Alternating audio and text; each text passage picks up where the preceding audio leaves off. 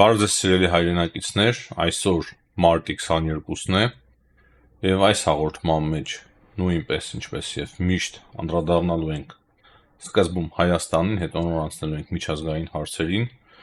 Սկսելու ենք երևի թե Նիկոլ Փաշինյանի երեկվա հարցազրույցից հանրային հեռուստաընկերությանը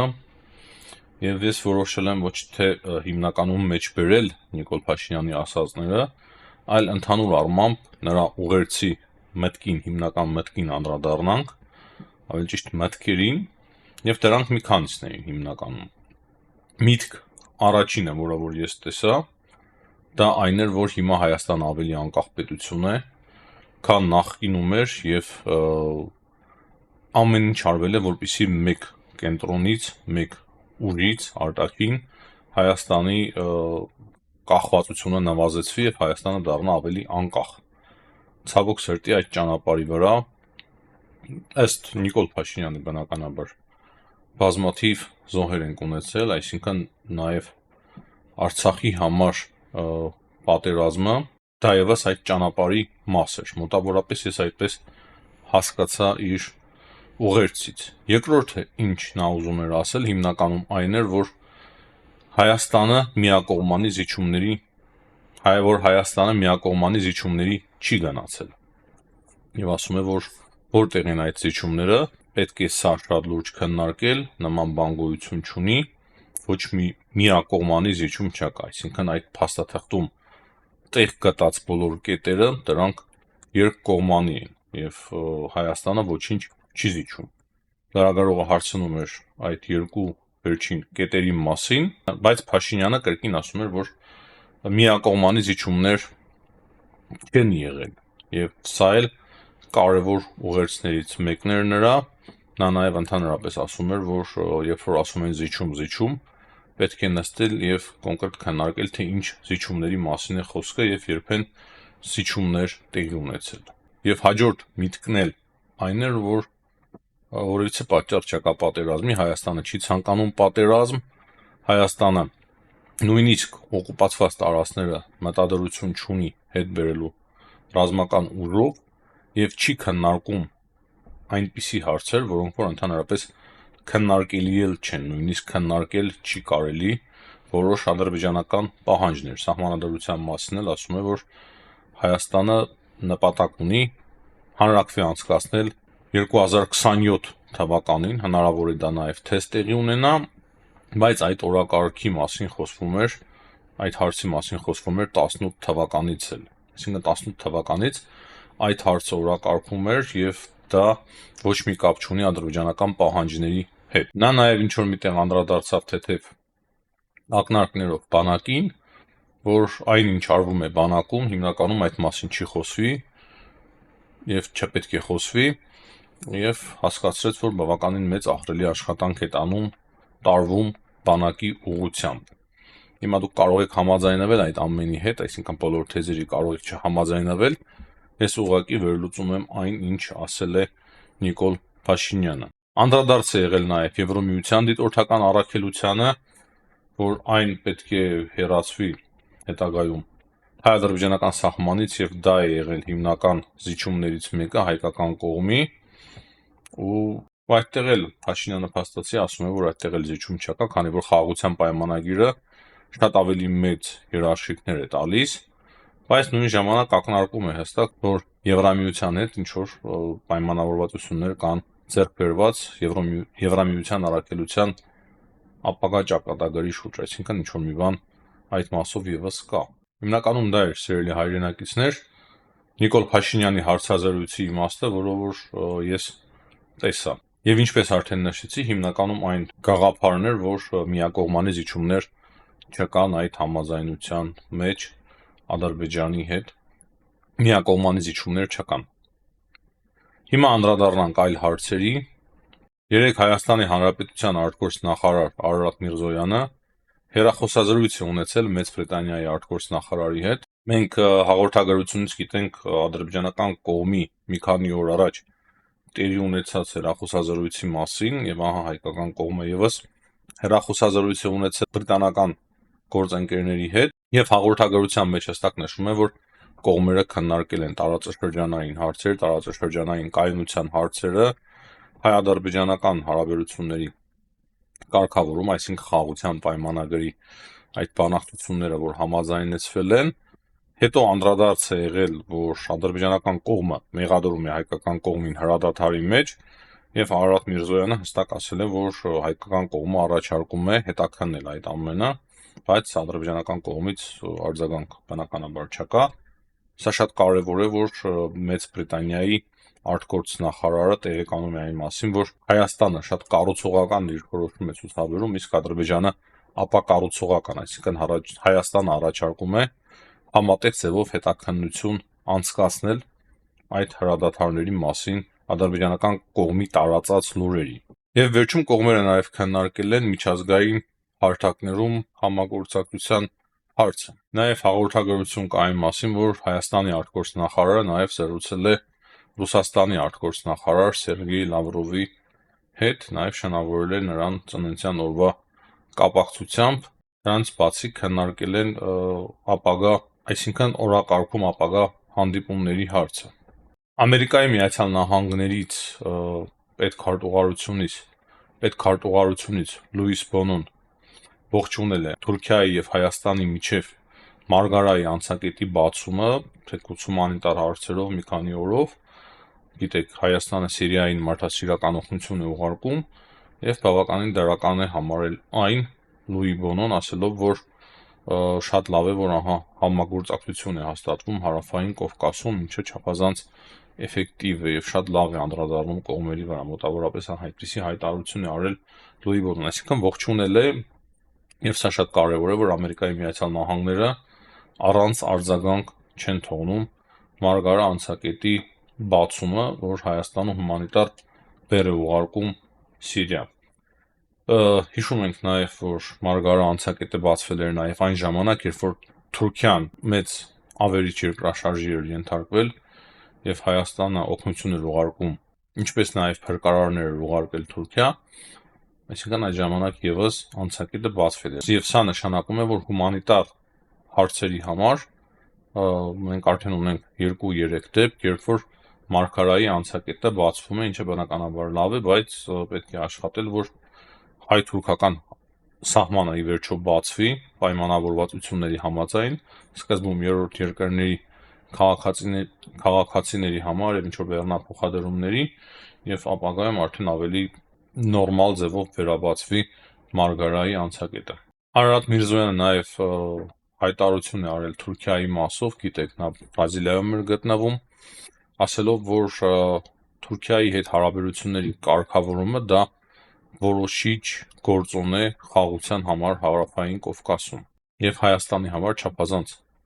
կարեւոր է, որ Թուրքիայի հետ հարաբերությունները կարգավորվեն։ Այսքանը հիմնականում Հայաստանից այս պահի դրությամբ տեղեկություններ չկան, որ Ադրբեջանը կրկին ապատեղեկատվություն է տարածում, բայց այնքան հաճախ են տարածում, որ կարող է նույնիսկ բաց ենք թողել, կարող է մի քիչ հետո փորձեն կրկին տարածել այդպիսի ապատեղեկատվություն, այսինքն այդ մասով ոչինչ չունեմ նորը ասելու։ Անդրադառնանք միջազգային կարևոր հարցերին։ Ուկրաինայի մասով Էմանուել Մակրոնն է հայտարարություն արել, եւ ոչ միայն Էմանուել Մակրոնը, Թրամփն է հայտարարություն արել, այսինքն բավականին շատ հայտարարություններ կան Ուկրաինայի վերաբերյալ, եւ Մակրոնի խոսքերով հաջորդ շաբաթ հավաքվելու են տարբեր երկրներ, որպեսզի հումանիտար հարցերով քննարկեն, թե ինչպես կարելի է օգնել Ուկրաինային։ Նա հիշեցրել է, որ Եվրամիության երկրների պաշտպանության շտաբերի ղեկավարներն էին հավաքվել, այսինքն բավականին ակտիվ աշխատանք են տանում եվրոպական երկրները։ Նախկինում մենք գիտենք, որ Փարիզում էին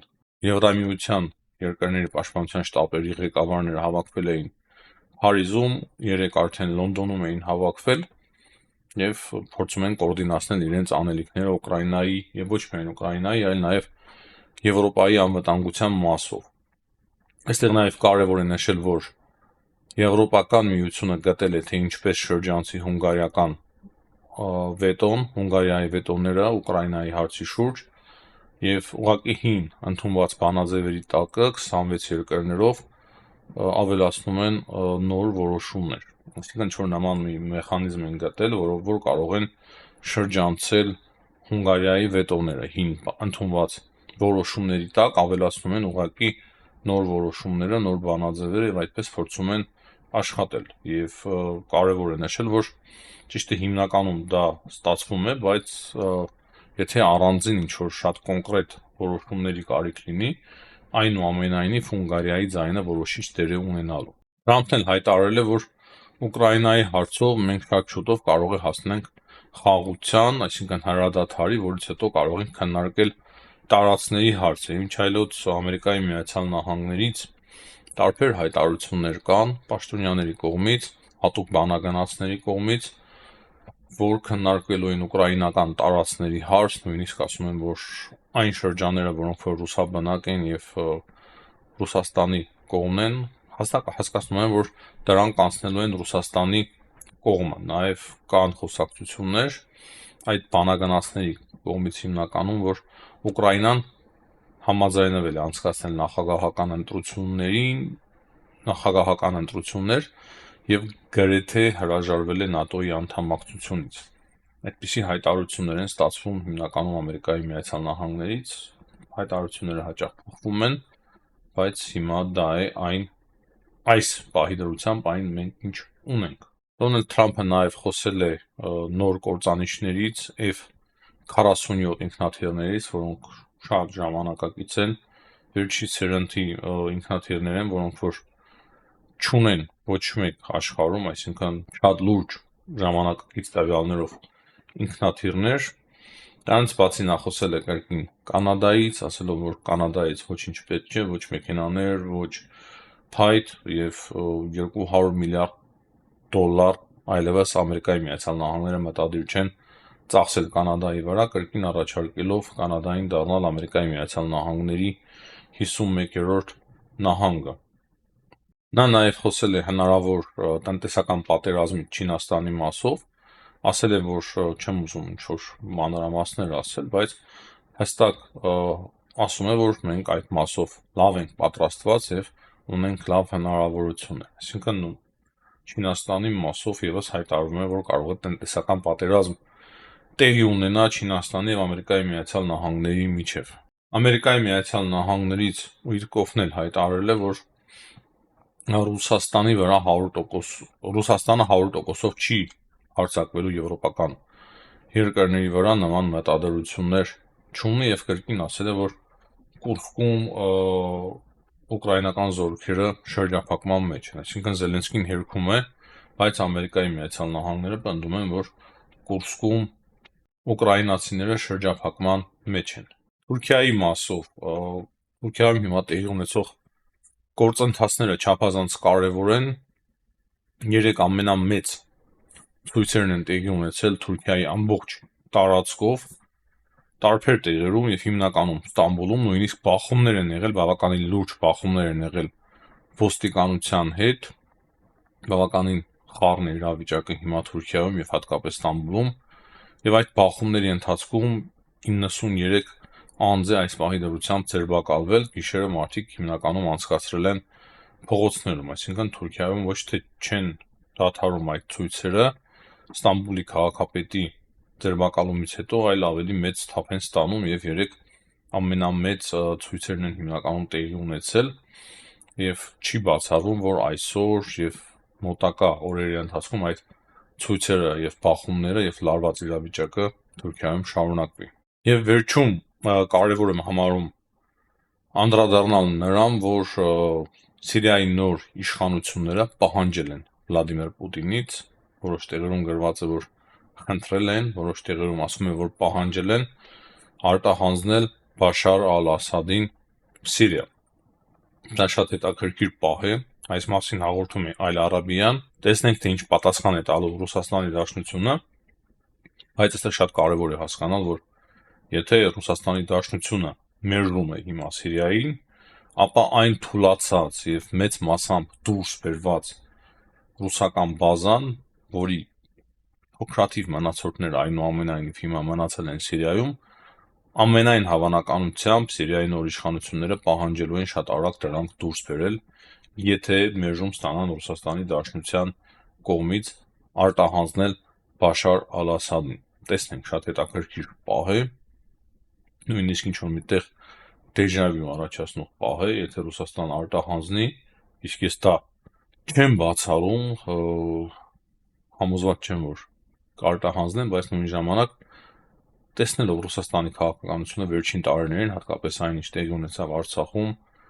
Արցախի ռազմաքաղաքական ղեկավարության հետ, ես չեմ բացառում, որ Ռուսաստանը որոշում կայացնի արտահանձնել Բաշար Ալ-Ասադին, որպեսզի կարողանա փոքրաթիվ այդ իր բազան, որը որ շատ է փոքրացել եւ մեծ մասամբ արդեն ինչպես նշեցի դուրս է բերվել, այդ փոքրաթիվ բազան պահպանել Սիրիայում եւ ունենալ ելք միջազգային միջերկրական ծով։ Այս պայդարությամբ այսքանը սիրելի հայրենակիցներ, կրկին հիշեցնեմ լայքերի համար, լայքերը իրոք կարևոր են, երբ որ մենք մոռանում ենք, դիտումները միանգամից նվազում են, իսկ երբ որ մենք չենք մոռանում եւ ձեզ հիշեցնում ենք, կոչ ենք անում լայքել եւ